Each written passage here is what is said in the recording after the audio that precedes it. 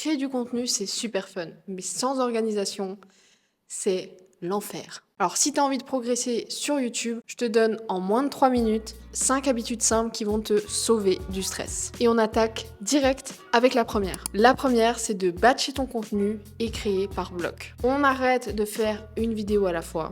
Ça, c'est stop. Batch ton contenu par écriture, tournage, montage. Tu verras que tu vas gagner un temps fou et que tu seras bien plus zen parce que t'es pas en train de sauter d'une tâche à une autre. Donc tu seras beaucoup plus efficiente. La deuxième, c'est d'avoir un drive externe ou alors un dossier prêt sur ton ordinateur avec des b-rolls, des musiques et des sound effects déjà triés. Comme ça, les jours où tu fais ton montage, t'as plus qu'à piocher dedans et tu gagnes un temps fou. Troisième, et c'est à peu près pareil, c'est d'avoir un drive organisé. Donc de pas avoir des dossiers qui traînent partout sur ton ordinateur ou d'avoir un truc fourre-tout où tu vas tout mélanger. Non. Une vidéo, c'est un dossier avec la vidéo principale, les b-rolls qui sont peut-être liés en question, les animations que tu veux mettre dedans, l'audio, etc., etc.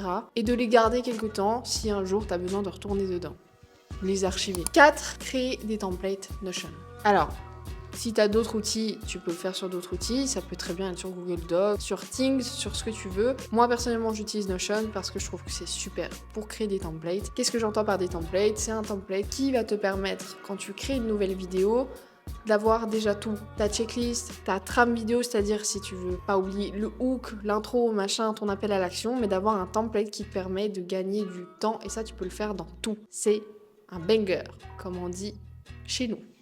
Et la dernière, c'est d'utiliser des presets dans ton logiciel de montage. Je le faisais quand j'étais sur Final Cut et je le fais aussi sur CapCut pour que j'ai pas besoin de réfléchir. J'ai mes typos qui sont enregistrés, j'ai mes couleurs qui sont dans un dossier et ensuite j'utilise aussi les favoris pour, par exemple, des transitions que j'utilise, des effets, etc., des filtres, peu importe.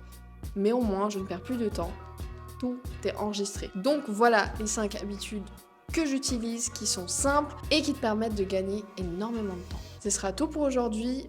On se retrouve très vite sur la chaîne YouTube et je te dis à bientôt.